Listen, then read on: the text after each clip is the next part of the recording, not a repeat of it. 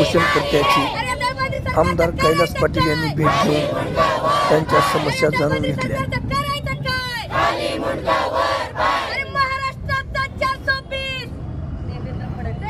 नारी के सम्मान में हम उतरे मैदान में, अरे नारी के सम्मान में हम उतरे मैदान में। फूल नहीं चिंगारी है, नारी है, फूल नहीं चिंगारी है, हम भारत की नारी है। अरे बख्तार काय शामिल हुआ, अरे बख्तार काय शामिल हुआ। नारी के सम्मान में हम उतरे मैदान में, नारी के सम्मान में हम उतरे मैदान में। अरे ह्या सरकारचं करायचं काय, खाली मुंडकं वर पाय। अरे या दळभद्री सरकारचं करायचं काय, शामिल व्हा। अरे बघताय काय, शामिल व्हा। राजीनामा द्या, राजीनामा द्या, राजीनामा द्या, राजीनामा द्या,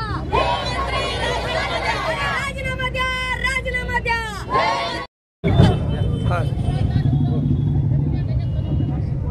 करायचा रोल बदलापूर घटनेचा आपण निषेध नोंदवत आहे, काय मला वाटतंय 3.5 वर्षाच्या लेकराच्या बाबतीत जो प्रकार किळसवाना त्या ठिकाणी घडला ही अतिशय दुर्दैवी घटना आहे। मला वाटतंय आपल्या सगळ्यांनाच त्या वयाच्या मुली आहेत आणि अशा परिस्थितीमध्ये ही घटना घडल्याच्या नंतर जे पोलिसांनी प्रोॲक्टिव्हली करणं अपेक्षित होतं, ताबडतोब गुन्हा नोंद करून त्या ठिकाणी त्या आरोपीला, त्या नराधमाला अटक करणं, ताबडतोब त्याच्यावर स्ट्रिक्ट ॲक्शन घेणं, मला वाटतंय तशा प्रकारची ॲक्शन न घेता कुठल्याही प्रकारचा गुन्हा त्या ठिकाणी दाखल करून घेतला गेला नाही। मला वाटतंय अशा पद्धतीनं पक्षीय राजकारणाच्या विचक्यात अडकून जर अशा गंभीर घटनेकडे आपण दुर्लक्ष करत असू तर याच्यापेक्षा दुर्दैवाची गोष्ट कुठलीही असू शकत नाही। या घटनेचा तीव्र शब्दात निषेध आहे आणि माझी आपल्या माध्यमातून सरकारकडे विनंती आहे की अशा घटनांना वारंवार त्या ठिकाणी घडताना आपल्याला त्या ठिकाणी समाजात दिसत आहेत। अतिशय दुर्दैवी गोष्ट आहे। 3.5 वर्षाच्या लेकराच्या बाबतीत असं कृत्य करणाऱ्या लोकांना मला वाटतंय अतिशय कठोरातली कठोर शिक्षा झाली पाहिजे। ती शिक्षा इतकी कठोर असली पाहिजे की भविष्यात पुन्हा अशा पद्धतीचं वागण्याचा कुणीही प्रयत्न केला नाही पाहिजे। अशा प्रकारची शिक्षेची तरतूद मला वाटतंय अशा आरोपींना असणं गरजेचं आहे आणि सरकार नावाच्या यंत्रणेनं कोणी कुठं का असना अशा नीच कृत्यामध्ये जर एखादा माणूस त्या ठिकाणी अडकला असेल, एखादी संस्था अडकली असेल, मला वाटतं तिथं त्याचं पाठीराखापणा करण्यापेक्षा त्यांच्यावर स्ट्रिक्ट ॲक्शन घेऊन त्यांच्यावर कारवाई करणं अपेक्षित होतं, जे की त्या ठिकाणी केलं गेलं नाही। मग जनतेचा प्रक्षोभ झाला, लोक चिडली आणि शेवटी माणसं सहन करायची एक मर्यादा असते आणि सहन करायची मर्यादा संपल्याच्या नंतर कोणीही त्या ठिकाणी ऐकत नसतंय।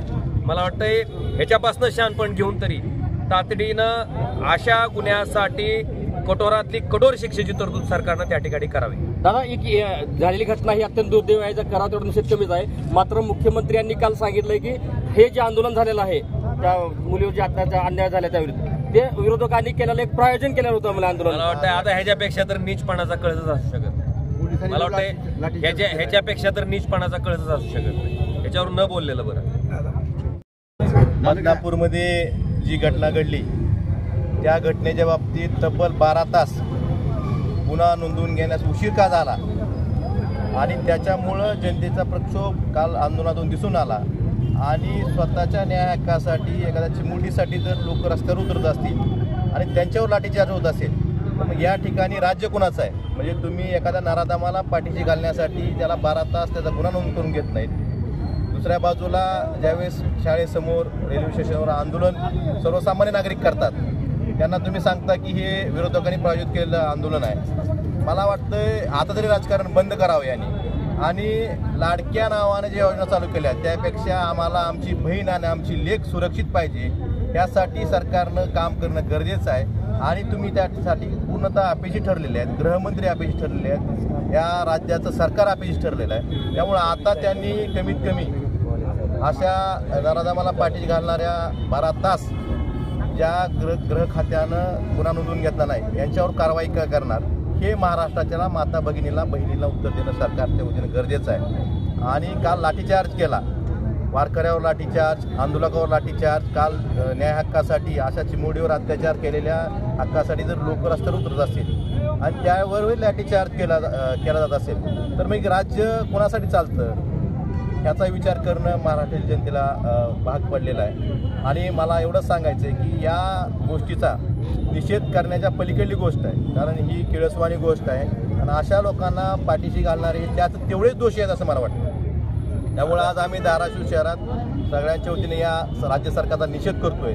आणि तुम्ही जे फ्लेक्स लावलेत ना, त्यापेक्षा आमच्या लेकी आणि बहिणी त्या सुरक्षित करा, एवढीच मागणी सरकारकडे आमची आहे. माझी खालच्या पातळीवर जाऊन भाषा वापरली, त्यांनी जे एका पत्रकारावर भाषा वापरली, आम्ही माध्यमातून ऐकलं, हे एक त्यांच्या मानसिकतेचं दर्शन दाखवलं. सत्तेचा माज कसा असतो.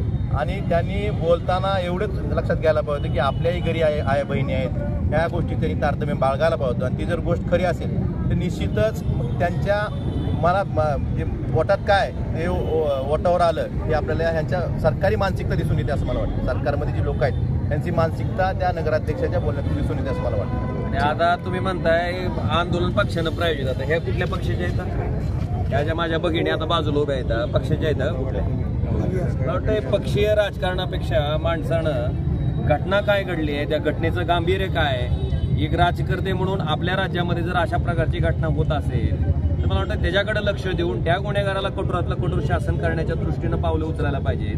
ते सोडून जर याला पक्षीय राजकारणाचा रंग द्यायचा प्रयत्न होत असेल सत्ताधारी मंडळीकडनं तर मला वाटतं ह्याचा करावा तेवढा निषेध कमी आहे.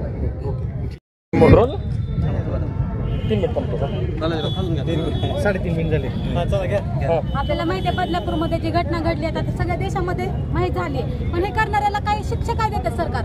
एका रात्री सरकार बदलू शकतो, एका रात्रीमध्ये मुलींवर अत्याचार करायला शिक्षा का होत नाही? आजकाल सरकारने योजना काढली लाडकी बहीण योजना. काय फायदा त्या लाडकी योजनेचा? 1,500 घेऊन घरात बसतात महिला. त्यापेक्षा महिलांना सुरक्षा योजना काढलेली जरा बरी वाटेल. लाडकी बहीण योजना म्हणते महिलांना पैसे देतात खरं आहे, त्यांना गरज असेल तर सुरक्षा ही महिलांची तेवढीच महत्वाची आहे. आपल्याला महिला ही आजकालच्या म्हणजे देशाचा प्रगतीचा एक आधार आहे. त्यामुळे त्यांच्यावर अत्याचार करू नका हे सगळ्या जनतेला सांगायचं एक आव्हान आहे. महिला ही आपल्या देशाचा एक आधार आहे, त्याला आपण सुरक्षित ठेवला पाहिजे. त्यांच्यावर अत्याचार करू नये ही माझी पहिली विनंती आहे. आणि ज्यांनी असं कृत्य करते त्याला कठोरात कठोर शिक्षा झाली पाहिजे हे पहिलं वाक्य. त्याला फाशी शिक्षा तर झालीच पाहिजे, पण त्याला शिक्षा देताना आधी एवढा त्रास झाला पाहिजे, त्याला तळमळून तो मेलाच पाहिजे अक्कर, अशी शिक्षा त्याला दिली पाहिजे. कारण मुलींना एवढा त्रास होतो तर मग त्याला काय शिक्षा नाही झाली पाहिजे. पीक कर्जासाठी सिबिल स्कोअरची अट